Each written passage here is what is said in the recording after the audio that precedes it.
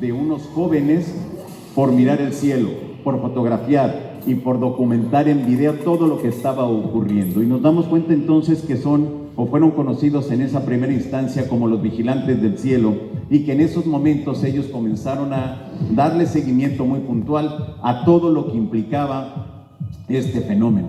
Un fenómeno que a la fecha no tiene una explicación, un fenómeno que es tan escurridizo, un fenómeno que aparentemente le gusta jugar con nosotros, un fenómeno que nos engaña, un fenómeno que parece estar y ser un todo, pero nos damos cuenta que no tenemos nada. También debemos entender que dentro de todo este aspecto están los encuentros, están los contactos y están las abducciones. Tres temas que a lo mejor pudiera considerarse que se trata de algo muy parecido, pero que cada uno de ellos tiene una tesitura completamente distinta, y es ahí donde tenemos que involucrarnos para conocer qué es lo que sucede. Voy a iniciar con algo que sucedió en el año 2019, cuando se da a conocer por parte de las autoridades de los Estados Unidos un documento, una patente de un artefacto que podía estar en el espacio exterior, en nuestra atmósfera y abajo en los océanos. Es importante esto porque de aquí pareciera que se desprende todo lo que ha sucedido en Estados Unidos y está ocurriendo. Es decir, que con esta patente, que con estos conocimientos que se tienen, Estados Unidos tiene en lo teórico un algo para estar, reitero, espacio exterior, en nuestra atmósfera y en los océanos, en lo teórico. Pero en la vida real no tiene nada. Lo que le falta es esa aleación que le permita crear. Y por eso hay una guerra en estos momentos y una carrera por diversos grupos de investigación en los Estados Unidos, desde el ámbito civil como en el ámbito militar, para encontrar esa aleación y que ese comando espacial que fue firmado y autorizado en la administración de Donald Trump realmente tenga una vigencia y pueda echarse a andar. Con esta tecnología entonces estaríamos entendiendo cómo funciona, cómo se da y qué elementos se están presentando para que nosotros podamos entonces entender todo lo que ocurre. Aquí lo tenemos, es la información, es esta patente que se daba a conocer en su momento, en el año 2019, que prácticamente pasó desapercibida, pero ahí está la patente, ahí está el modelo, ahí está en la teoría, y ahora está se está buscando esta aleación. Es tan curioso que después del 2019 se haya incrementado el número de investigaciones sobre los famosos metamateriales, o estos restos de los ovnis estrellados, o de aquellos casos donde los ovnis se derretían. Hay que recordar que en Colombia, uno de los casos que llamó más la atención y que jugó un papel fundamental, Enrique Castillo Rincón, un contactado reconocido con seres pleyadianos que aseguraba y le dieron una cantidad impresionante de información, y que incluso la CIA se lo llevó a los Estados Unidos para hacerle un cuestionario, pero realmente no fue un cuestionario, sino fue un interrogatorio de lo que le habían dicho los extraterrestres, qué tipo de información tenía, cómo manejaban y qué tecnología utilizaban esos artefactos. Estuvo 3 días, lo regresaron, él no tenía ningún documento para poder entrar a Estados Unidos, entró de manera inmediata, estuvo 3 días y le pagaron $1,000 por estar ahí. Pero este mismo ejemplo que les acabo de dar ha ocurrido en todas partes del mundo, que cuando ven que hay un contacto, cuando ven que hay una persona que está viviendo estas experiencias, inmediatamente hicieron lo necesario para llevárselo a los Estados Unidos. Lo de Enrique Castillo Rincón es muy importante porque se sabía, se aseguraba que se lo habían llevado. La familia ha solicitado a través de las instancias que le piden para que se desclasifiquen los datos, se me fue el nombre, que se desclasifiquen los documentos, y hubo una respuesta de la CIA donde les dijo: no podemos desclasificar esa información porque representaría un peligro para la seguridad nacional de los Estados Unidos. ¿Qué cosas era lo que habría ahí? Realmente no lo sabemos, y esperemos que en algún momento se conozca el tipo de información que fue arrojada por Enrique Castillo Rincón. Por eso, cuando escuchamos a alguien que dice que no tiene ningún sentido la información dada por los contactos, Es que no se ha investigado, no se ha estudiado en profundidad. Vamos a ver entonces que dentro de todo esto, este material que están viendo le ha dado la vuelta al mundo, ya no lo sabemos de memoria, ya sabemos qué es lo que dicen, ya sabemos todo.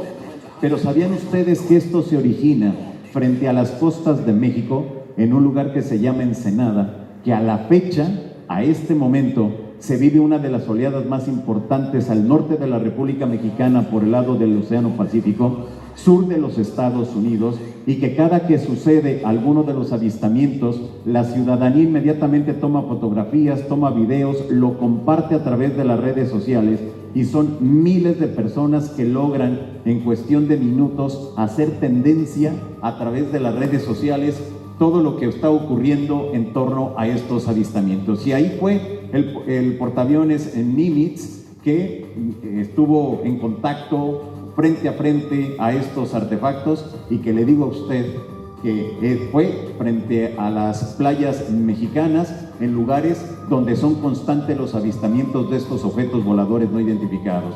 Hay investigaciones que se han hecho en la zona norte de México, donde se asegura que a finales de la década de los 30 veían a unas personas vestidas de negro, que lo único que resaltaba era que se le veían los ojos.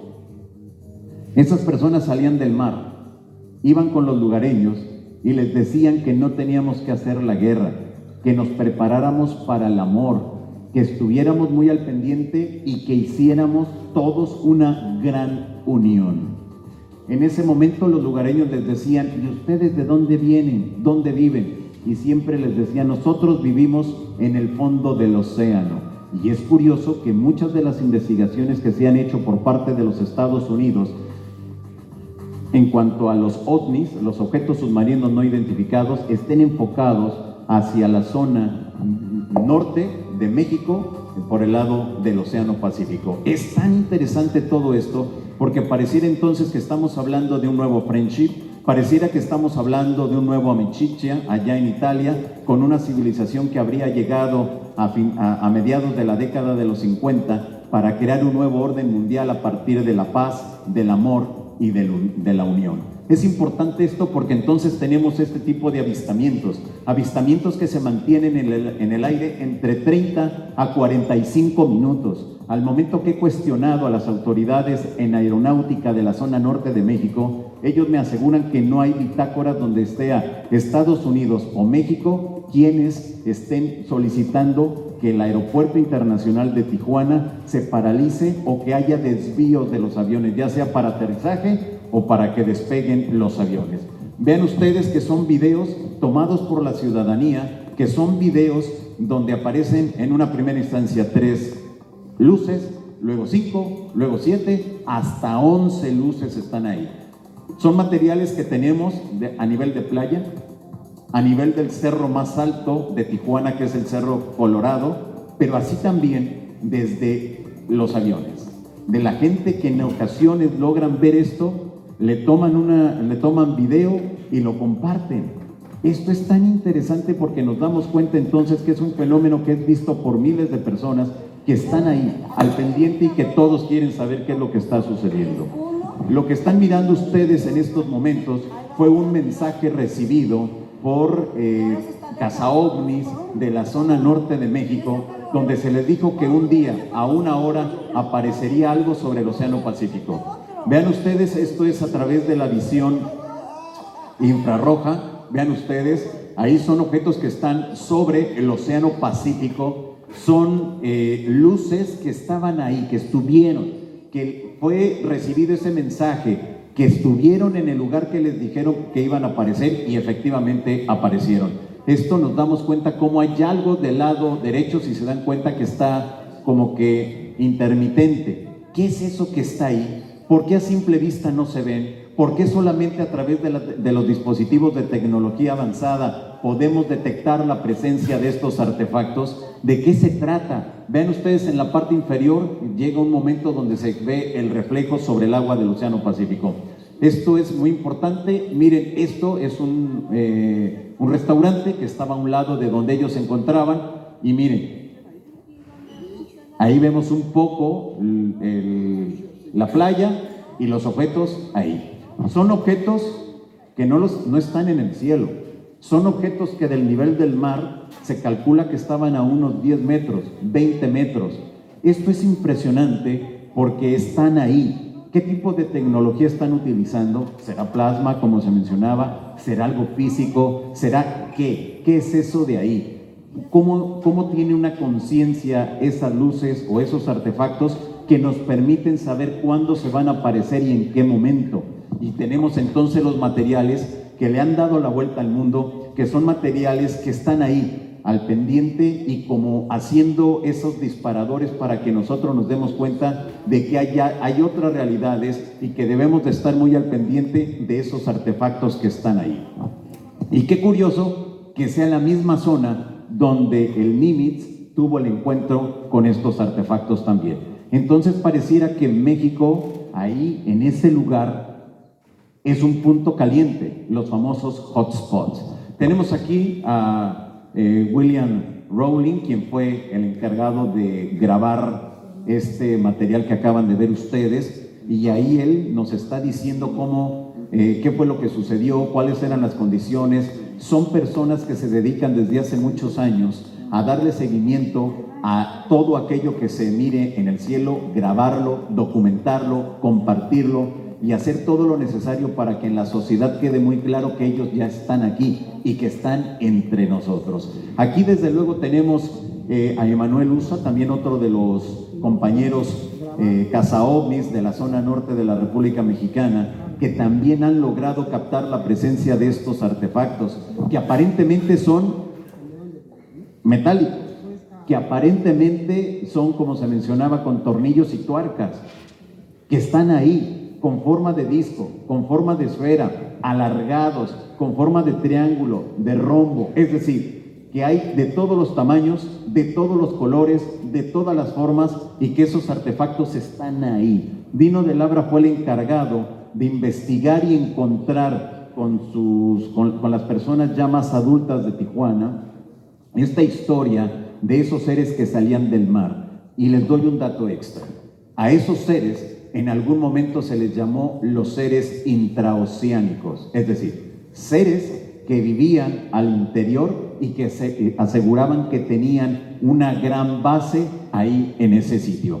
Aquí donde nos encontramos es la Rumorosa, donde hoy viendo a los compañeros que expusieron y esas luces que se ven en algunas de las regiones de aquí de Argentina, es impresionante porque es el mismo o los mismos fenómenos que suceden en la Rumorosa, con la única variante que ven a seres muy luminosos recogiendo piedritas, recogiendo poco de las plantas que se encuentran y poniéndolos en unas cajitas para a su vez llevarlos a unas plataformas de color blanco. Esta historia que les acabo de mencionar a grandes rasgos lo vamos a encontrar siempre en la zona norte de México, donde hay desierto. Seres vestidos de blanco, aparentemente con túnicas, que estarían recogiendo esas piedritas, esas plantitas, e incluso se asegura que también insectos. Seguimos viendo entonces estas fotografías desde la punta del cerro más alto, que se encontraría a 500 metros sobre el nivel del mar. A un ladito ya está el Océano Pacífico, es prácticamente la frontera entre México y los Estados Unidos. Vean ustedes que esas fotografías es por una persona que trabajaba ahí en una de las antenas repetidoras de televisión en la zona norte de México y que logra captar la presencia de estos objetos. Vean ustedes, son objetos que están en el cielo, son objetos que nos queda muy claro y en la parte inferior se ve la ciudad de Tijuana y que es tomado desde 500 metros sobre el nivel del mar. Pero ahora lo más importante de todo esto es, ¿qué es eso que está ahí? ¿Por qué en la zona límite entre México y los Estados Unidos? Durante mucho tiempo se aseguró que eran entrenamientos militares de la Marina o de la Fuerza Aérea de Estados Unidos. Al momento que la Marina levanta la mano, miren, este es el Cerro Colorado, al momento que se le cuestiona a la Marina y hubo una presión por parte de los investigadores allá en México, que presionamos para que hubiera un boletín oficial donde reconocieran que eran las actividades. Y recuerdo que yo les dije, bueno, vamos a suponer que sean actividades militares, ¿por qué dentro del territorio mexicano? Y ahí tenemos otros de estos artefactos Vean ustedes en la parte inferior cómo se refleja la luz de estas luces que les digo a ustedes. No son luces, aquí en este caso, que estén muy arriba. Se encontrarían a unos 10 o 15 metros sobre el nivel del mar. Por ese motivo, en la parte inferior vemos que está reflejándose. Este video que están viendo ustedes fue grabado desde un avión de la empresa Volaris que salió de Tijuana con dirección a la ciudad de Guadalajara, allá en la República Mexicana. Y vemos entonces que una de las personas que iba en una de las ventanillas se percató de que estaban esos objetos, comenzó a grabarlos. Es una grabación de 23 segundos y vemos entonces ahí cómo están. Él me refiere que al momento que lo grabó, los objetos no estaban al nivel del avión, esos objetos estaban más arriba. El avión ya estaba estabilizado, estaba en los 10,000 metros, 10,000 pies de altura, y estos objetos, según el testigo, me refieren que estaban por arriba del avión. Ven ustedes, es desde el avión, ya vieron desde el cerro más alto de Tijuana y ya vieron también las luces captadas a nivel de playa. Esta gran oleada inició en abril del 2016. Es decir, han pasado 6 años y a la fecha la gran oleada continúa. Este es el ovni con el cual se abrió la oleada, que es el ovni de la carita feliz, porque si ustedes se dan cuenta, realmente es una carita, o pareciera una carita, y con ese material da inicio la gran oleada ovni en aquella parte del mundo. Muy bien, tenemos entonces que ha pasado el tiempo, han pasado cientos de videos, de testimonios, de personas que refieren vivir experiencias, porque no solamente son los avistamientos, hay personas que refieren vivir encuentros, está recibiendo mensajes, hay personas que han sido, según se refiere, secuestradas por estos seres y les han hablado de los grandes cambios planetarios que ocurrirán ahí en esa zona norte de México, donde pasa la falla de San Andrés, que saben ustedes que es una de las fallas tectónicas muy importante, que cada que se mueve ahí afecta prácticamente a todo el continente. Y es ahí lo que ellos refieren, que les han hablado estos seres con los que ellos están en comunicación y que al parecer tendrían una base en el océano y otra base en la zona de la Rumorosa, que sería el desierto entre México y los Estados Unidos. Hace unos días, la semana pasada, estuve en Tijuana participando también en otro congreso, en este evento denominado UFO Fest. En algún momento se aparecieron estos objetos arriba y van a ver ustedes esto que es del UFO Fest. Esto fue la semana pasada. Si podemos dejar el audio, de favor. Son las 3:43 tiempo de Tijuana y estamos aquí en Canacintra, donde se está celebrando el UFO Fest. Y bueno, pues os voy a mostrar. Estamos viviendo un avistamiento ovni en directo, un objeto con forma esférica luminoso que está lanzando destellos en estos momentos. Ahí está. Y aquí vemos que toda la gente está grabando en directo. Toda la banda. Aquí estamos. Bueno, pues le tengo que dar de comer a mi hija. Increíble. Aquí toda la gente. Están, miren ustedes.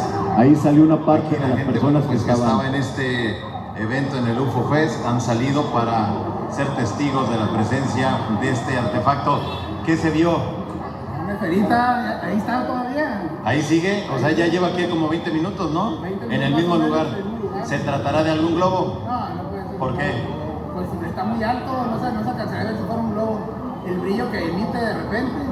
Y ahorita le acaba de pasar un avión muy cerquita. Ajá. Y si comparamos el tamaño de la esferita con el avión, pues tendría que ser un globo enorme, un tamaño de un carro o más. Claro, exactamente. Híjole, es normal que se den este tipo de avistamientos acá en Tijuana. Sí, casi a diario se ven, de día, de noche, todas horas. Ok, perfecto. Podemos lograr captar y tener la evidencia. Muy bien. Y ve toda la gente. Mira, aquí está todo. ¿Qué? Que todos los que estamos aquí. No, pues bien interesante, bien interesante. ¿Ya lo vieron todos? Sí, así es. Perfecto, qué El globo bueno. no es porque brilla, los globos no brillan. Emitió luz sin movimiento, un globo no es porque no tiene brillo, un globo no es. Ok. Guillermo Pons, ¿qué fue lo que captaste? A ver. Ándale. Ese es el objeto. Ahí lo estamos viendo, sí.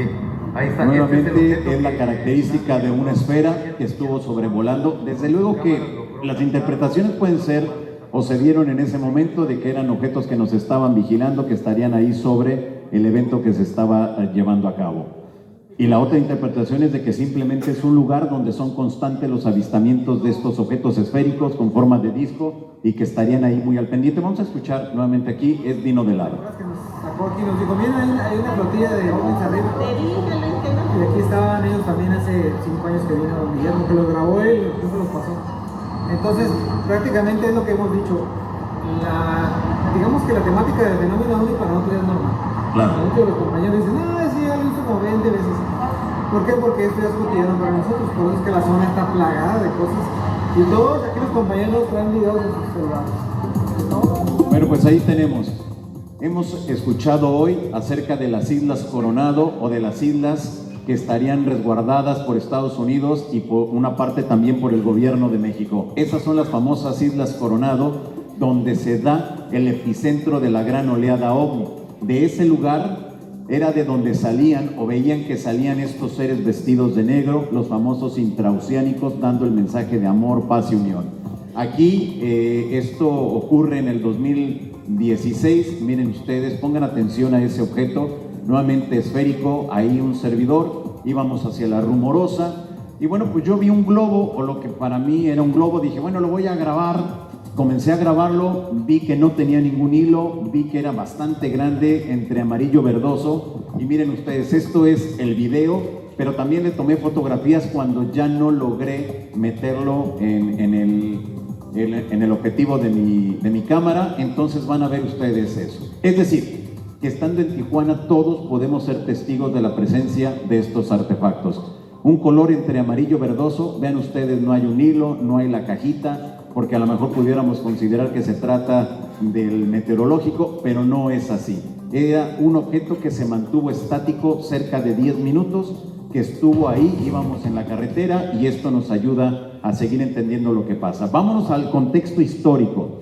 Hablamos mucho y hemos escuchado mucho acerca de la desclasificación, hemos escuchado mucho de los documentos oficiales. ¿Sabían ustedes que tanto en México como en muchos países latinoamericanos el gobierno de Estados Unidos estuvo investigando de manera abierta y frontal el tema de los ovnis? En México, aquí estamos viendo parte de esos documentos que han sido desclasificados en los últimos años, donde se da a conocer que el embajador de los Estados Unidos en México hacía trabajos de recopilar la información al momento que se publicaba en algún periódico algún avistamiento ovni. Inmediatamente iban, y está registrado en esos documentos, y le solicitaba a los testigos que dibujaran lo que habían visto. ¿Qué es lo que se hacía con esa información? Se redactaba un informe y se mandaba a la Secretaría de Estado de los Estados Unidos, así como 12 dependencias más. La Fuerza Aérea Estadounidense, al momento de que se da cuenta que hay un número inusitado de avistamientos en la zona norte de la República Mexicana, implementó barridos, es decir, operativos especiales en la frontera para determinar si esto no se trataba de alguna posible invasión o ataque de la Unión Soviética o de Japón. Recuerden ustedes que después de la Segunda Guerra Mundial hubo una gran paranoia por parte de los Estados Unidos y por eso se crearon tantas instancias de procuración de justicia, así como de inteligencia, para poder detener en algún momento si es que hubiera algún posible ataque de los enemigos de los Estados Unidos. Tenemos entonces también que en la zona norte de México, en la zona del desierto, vamos a encontrar diversos estrellamientos de objetos con forma de triángulo y objetos con forma de disco, mucho antes de los estrellamientos conocidos de los Estados Unidos. ¿Qué era lo que sucedía en México? Al momento que la ciudadanía reportaba la presencia o la caída de estos artefactos en el desierto, le llamaban al ejército mexicano reportando lo ocurrido. A su vez, el ejército lo reportaba al ejército de los Estados Unidos, y ahí era donde se daba esta parte que quedó asentada y está asentada en los documentos desclasificados. México les ponía, oigan, ¿no es de ustedes un artefacto que acaba de caer en tal lugar? Y les mandaban las coordenadas. Y Estados Unidos decía, mira, ese día, a esa hora no hicimos ninguna prueba, pero no se preocupen, nosotros vamos. Y si hay que pagar algo, nosotros lo pagamos. Y efectivamente, se llevaron artefactos con forma de triángulo, esfera y discos. A la fecha, no sabemos cuáles fueron los resultados de esos estudios porque se comprometían a que los analizarían y después darían un informe por escrito al gobierno de México. Jamás se supo hasta la fecha qué sucedió con esos estudios que hicieron a estos artefactos que cayeron, siempre, les reitero a ustedes, en la zona norte de México, que es el desierto entre México y los Estados Unidos, y que es ahí donde también se encuentra la zona del silencio, se encuentran las dunas de Samalayuca, que fueron conocidas a nivel mundial porque se filmó ahí la película Dunas. ¿Alguien la vio? ¿Sí la vieron? ¿O me están...? Ah, bueno. Bueno, ahí se grabó parte de esta película, por eso se hicieron tan famosas, y ahí es precisamente donde cayeron estos artefactos. Bueno, tenemos aquí los documentos, tenemos ahí que han sido desclasificados y que gracias a la labor también de los investigadores de México han conseguido muchos otros documentos donde nos damos cuenta que Estados Unidos estuvo involucrado en la investigación total y frontal de los casos OVNI registrados. Ellos sacaron después con el tiempo un proyecto que era donde cualquier objeto de tecnología humana o tecnología desconocida, ellos intervendrían, recogerían todas las piezas, limpiarían todo y pagarían lo que se tuviera que pagar en caso de que hubiera algún desperfecto por lo que hubiera caído a la tierra. Era un convenio que fue hecho, yo no he encontrado ningún documento que esté firmado, pero al menos de palabra sí, y que también afectó a toda Latinoamérica, y por eso ellos entraron a muchos países de Latinoamérica detrás de estos artefactos que cayeron y que llamaron tanto la atención. Aquí vemos a uno de los presidentes de México, Gustavo Díaz Ordaz, que seguramente ustedes lo han escuchado por la matanza del 2 de octubre del 68, y durante la administración de él y del presidente de los Estados Unidos, bueno, pues en esos momentos la Unión Americana solicitó al gobierno mexicano una copia de todo el archivo sobre los objetos voladores no identificados. Lo mismo lo hizo para toda Latinoamérica. El único país que dijo, sí tengo, pero no te voy a dar, es Venezuela. Ya saben cómo es Venezuela. Entonces, bueno, pues esto ocurrió desde el 1965 hasta 1969, que Estados Unidos solicitó esa información a todos los países. Esto es importante porque hay que recordar que en ese momento, bueno, pues estaba este entusiasmo en la Unión Americana por investigar desde el ámbito de la Fuerza Aérea todo lo que hubiera y todo lo que tenía que ver con este asunto. Vamos con los cazaovnis, vamos con estos objetos, vamos con los aviones, vamos con estos artefactos esféricos que pareciera que los están siguiendo. Aparentemente son esféricos, aparentemente son metálicos, aparentemente están ahí. Mírenlo. ¿Qué es eso? No es un nuevo aditamiento en los aviones, ¿eh? Eso es impensable y eso es inconcebible. Eso no puede suceder. Los cazaovnis, al momento que están observando el cielo, toman fotografías, videos, y cuando logran detectar la presencia de estos aparatos o estas cosas que van detrás de los aviones, es algo que ha llamado mucho la atención. Cuando he llevado esta información con los controladores de tráfico aéreo, con la gente en general, personal de la aeronáutica civil, ellos me dicen, no tenemos cómo explicar a esos artefactos. Y yo les decía, oigan, ¿pero qué? ¿Le pusieron ahí algún adorno al avión? Dicen, no. Eso es impensable, eso no va a ocurrir porque puede provocar algún desperfecto en el avión y eso originaría una catástrofe en ese momento, que alguien quisiera ponerle algún adorno a alguno de los aviones. Aquí vemos que este es un caso en Italia. Vean ustedes, entonces va el avión y vean esta esfera cómo pasa tan cerca de esta aeronave. Vean ustedes, fíjense bien, no pierdan de vista. Ahí hago un acercamiento y vean ustedes, ¿sí se ven? ¿Sí se alcanza a percibir? Ahí está, ¿ya la vieron? Ahí está.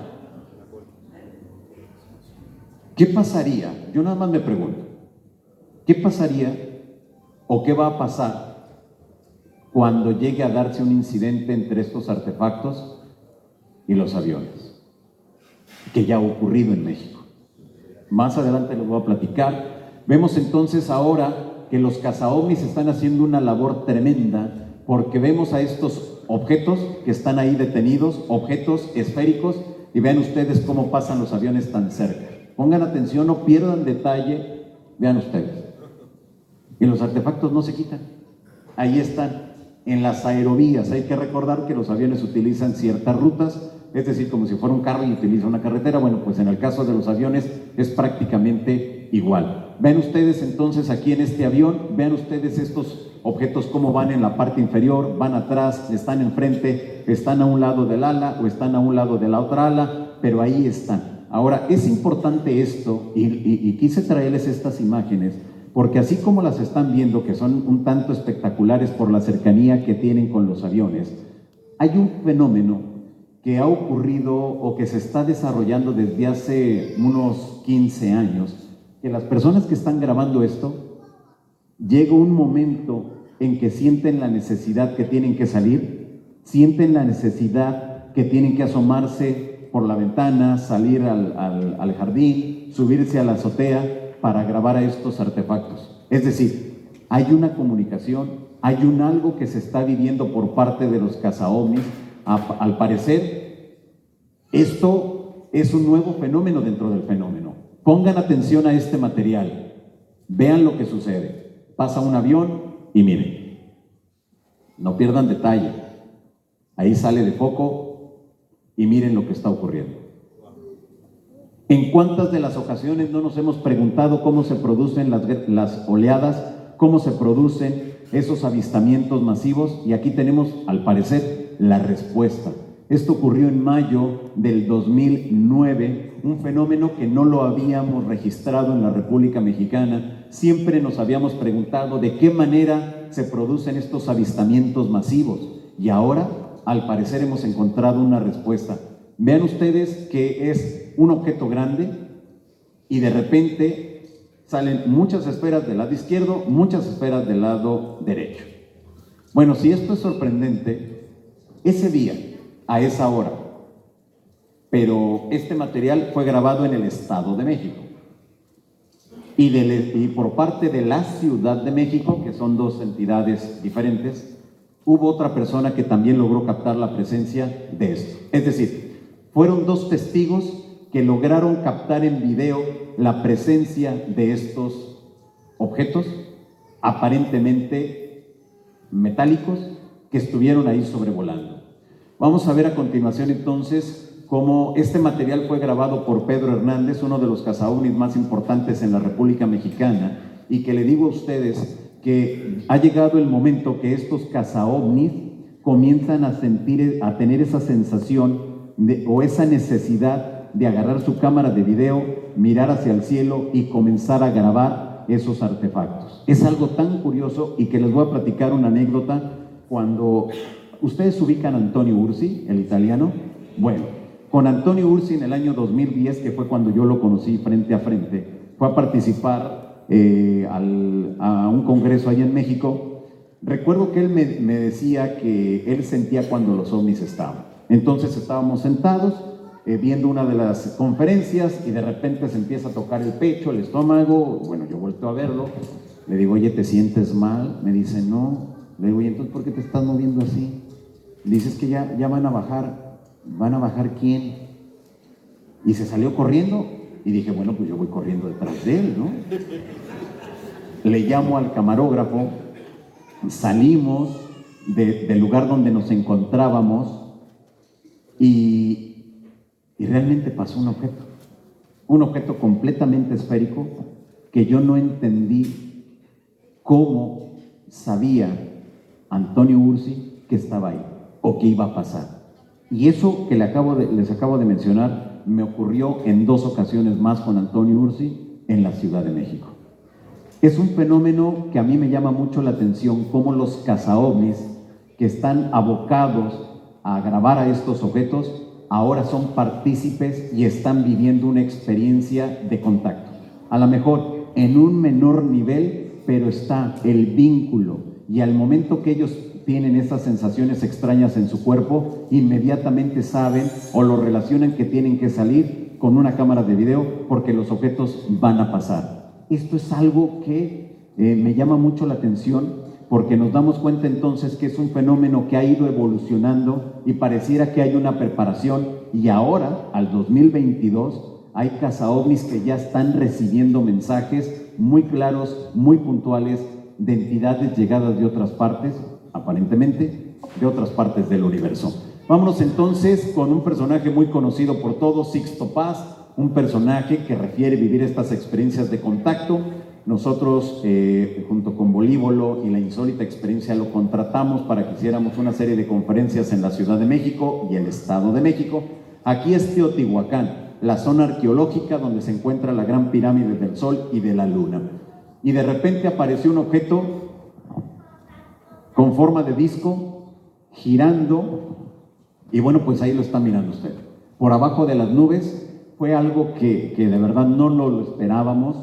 En ningún momento hubo comunicación, hasta donde yo tengo entendido, a Sixto, de que se iban a aparecer. Eso no, porque fue un evento y fue esto de manera fortuita. Aquí vemos a las personas que estoy entrevistando que me dieran su versión de qué era lo que habían visto, cómo lo habían visto, y todos coinciden en lo mismo: un objeto con forma de disco que estuvo sobre la Gran Pirámide del Sol en Teotihuacán, en la zona arqueológica, y que nos damos cuenta entonces que son esos artefactos que están allá arriba, que aparentemente son metálicos y que son objetos que nos llevarían entonces a seguir entendiendo que ellos se van a aparecer donde quieran, y que nadie, absolutamente nadie, les va a decir por aquí sí, por acá no, o que alguien tenga que hacer un reconocimiento oficial de estos artefactos, porque no lo necesitan, y yo creo que nunca lo van a necesitar. Vemos entonces ahí a Sixto Paz, vemos ahí entonces, vamos a dejarle este audio por favor. 2014, pues alrededor de 55 personas fuimos en el plan de meditar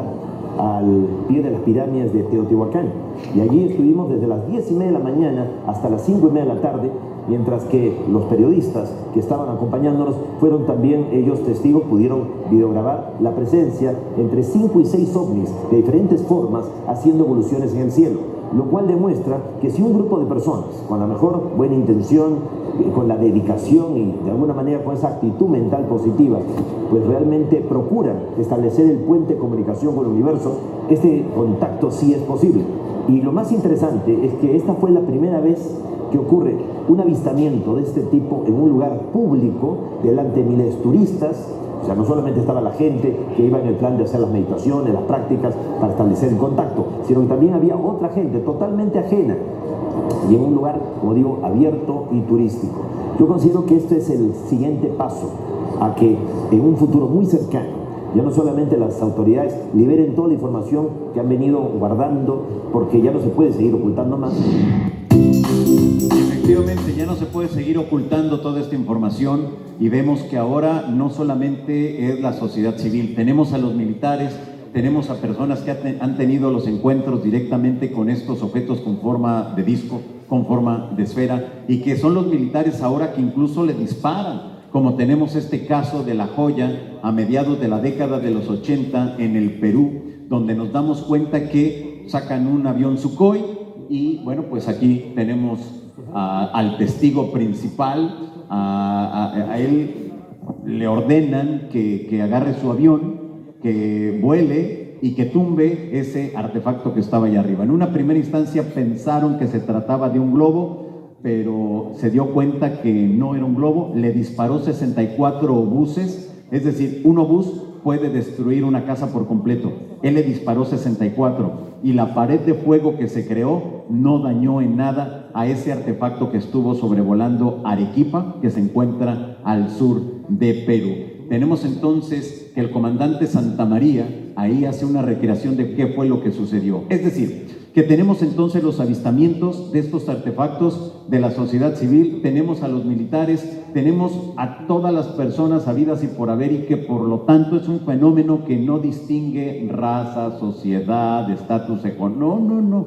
Se aparecen y van a estar presentes siempre cuando quizás sus necesidades o sus objetivos estén muy claros para ellos y se van a aparecer entonces en donde ellos deseen. Es curioso que sean los militares quienes actualmente estén reconociendo que haya un fenómeno que existe pero que no tiene una explicación. En la República Mexicana es un fenómeno que llama la atención, que he tenido la oportunidad de platicar con las autoridades de la Fuerza Aérea y de la Secretaría de la Defensa Nacional, que en un par de ocasiones me han invitado a dar conferencia exclusiva para ellos, con los mandos medios y mandos superiores de esta instancia militar, que es la máxima en México, y que me doy cuenta cómo hay un gran interés sobre estas temáticas, que le dan seguimiento, pero que no quieren abrir su documentación. Yo recuerdo que les preguntaba, ¿puedo tener acceso a los reportes? No. ¿Puedo tener acceso a las fotografías, a los videos? No. Y digo, bueno, entonces, ¿para qué me invitaron? No tiene ningún sentido. Dice, no te invitamos para que conozcas lo que nosotros tenemos. Al contrario, te invitamos para saber qué tanto saben ustedes sobre el tema. Antes eso es lo que hace, ¿no? Porque me lo dijeron después de que había terminado la conferencia. Bueno, tenemos el caso entonces de Perú, tenemos muchos casos prácticamente en todo el mundo. Pero aquí lo importante de estos casos, y es lo que debemos de entender, que es un fenómeno que está ahí, que está presente, que está latente y que en cualquier momento aparece. Y no le interesa quién esté enfrente, quién esté atrás, quién esté a un lado, no le interesa absolutamente nada ese fenómeno. Simplemente se aparece donde se tiene que aparecer de una manera impune y que en la República Mexicana es considerado como un peligro potencial para la navegación aérea, tanto civil como militar.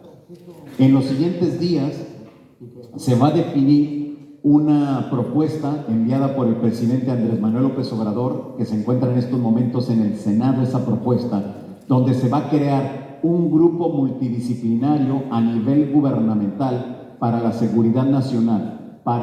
Ellos están enfocándole o dándole esa parte de que estos objetos, enfocados al narcotráfico, que hay muchos vuelos que no son reconocidos por nadie y que se sabe perfectamente que son utilizados por el narcotráfico. La justificación es esa. Si se eleva a ley, en automático el tema de los ovnis se tendría que investigar, porque ellos van a investigar todo aquello que pueda afectar la seguridad nacional desde el ámbito del espacio aéreo. Vamos con José Manuel Trejo. Pongan mucha atención a él, por favor. Estaban ya preparándose para salir al recinto, a relevarlo, y se preparaban para salir y vieron la explosión de luz. Entonces salieron inquietos, igual que nosotros. Entonces, en ese momento también llegó un adiestrador de perros que recorrían la base punto por punto y daban novedades en los sectores más importantes de la base. Y bueno, pues todo el mundo inquieto, y en esto, bueno, pues estábamos todos revolucionados y se fue la luz. Y entonces, cuando estábamos en el centro de la Alameda, pues hubo un recorrido de aire intenso que nos arrastraba a todos, incluso el perro dando vueltas como loco, y bueno, pues desprendiendo ramas y hojas de los árboles, y esto duró unos 15-20 segundos, este remolino tan grande. Bueno, pues cuando paró todo, pues yo me quedé mirando hacia mi derecha, la pared que bordea la base quedaba a mi derecha, mis compañeros quedaron a la izquierda y el perro a mi lado. Entonces, cuando me giré y miré hacia la derecha, pues vi una figura humanoide de unos 2,90 metros aproximadamente, suspendiendo en el aire unos 50 centímetros. Y bueno, pues yo me quedé inmediatamente helado, y mi primera reacción fue, pues, bueno, ya antes, cuando el remolino, cargamos las armas porque allí vimos algo raro, el perro dando vuelta y aquella revolución y aquel remolino tan extraño, pues cargamos las armas. Entonces el perro, al ver aquella figura, salta sobre ella para atacarle, lo que estaba entrenado para atacar, y bueno, salió despedido para atrás, con una fuerza descomunal, y salió 10-12 metros para atrás el perro con el pelo echándole humo. Algún campo, alguna historia le había pasado al perro con aquel ataque que salió, que estaba caliente y el pelo le echaba humo. Bueno, pues entonces, inmediatamente de que el perro le ataca, el individuo une los brazos y a mí me da como una especie de descarga en el pecho, que me caigo hacia adelante con la ametralladora entre las manos, me caigo de bruces y bueno, intentaba levantarme. Eso fue fue un segundo, pero fue como una eternidad, que no me quería levantar del suelo y no podía articular ni mover ningún miembro de mi cuerpo, o sea, que estaba pegado al cuerpo, al suelo. Y bueno, pues entonces yo sentía un dolor en el pecho descomunal, porque es como si hubiese atravesado con algo incandescente y se notaba como me salía algo por la espalda que me estaba atravesando mi cuerpo. Y eso me quedó sin fuerza, entonces yo me quedé en ese momento colapsado. Bueno, pues oigo disparos inmediatamente de que a mí me tiran al suelo y todavía uno de los tiros a mí me rozó un poco el pelo. O sea, que estaban disparando a ráfagas y una de las balas me rozó el pelo. Y bueno, pues ya cuando terminaron los disparos, se quedó todo en silencio. Yo estaba boca abajo, no podía ver ni nada, solamente podía oír, con un dolor intensísimo en el pecho y en la espalda. Y entonces sentí a mis compañeros hablar: está muerto, no lo toques, que está muerto. Y allí, después de este incidente, estuvo varios días, estuvo en el hospital. Él refiere que llegó agentes de la CIA y él entró en una especie de... Él dice que es como si hubiera entrado en coma, pero seguía hablando. Es decir, algo raro ahí sucedió con él y bueno, pues ahí hubo agentes de la CIA cuestionándolo porque él refiere que le preguntaban y que él seguía hablando.